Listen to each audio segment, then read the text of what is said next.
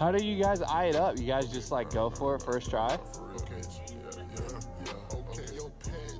I can see the landing. Like when I roll over the other landing, I can see it, so it's like not that bad.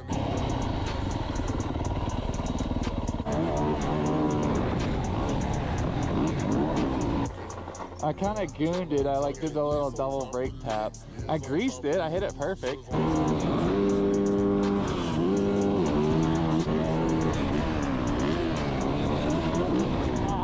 I was gonna try and land in a wheelie, but I could. I could land in a wheelie, but I gotta like grease it, like right after the knuckle. I don't want to just straight jump it into a wheelie. I want to do a knack or something.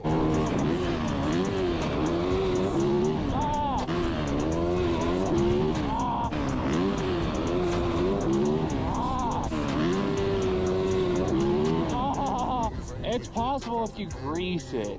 I have to get that. Dude.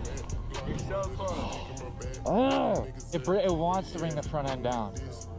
I've got to get that.